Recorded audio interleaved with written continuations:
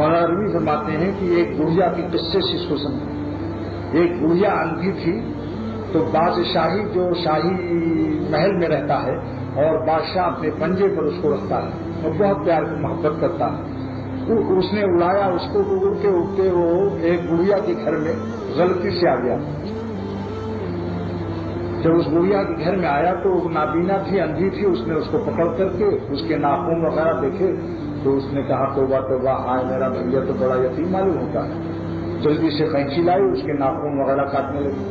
پھر ایسے ٹٹولا تو بازو اوپر بھی کاٹنے لگے. اب بیچارہ نہ اڑ سکتا تھا نہ شکار کر سکتا تھا. تو اپنی عقل سے اس بادشاہی کی اس نے تشکیل اور تعین اور تشخیص, اس کا تشخص قائم کیا کہ اس کو ایسا ہونا چاہیے, یہ یتیم کیوں ہو رہا ہے. اس کی یتیمی دور کر کے اور یتیم بنا دیا اس نے. ایسے لوگوں سے ہوشیار جو محبت کو ظاہر کر کے آپ کے دین کو یتیم کر دیں گے, آپ کے دین چھین لیں گے.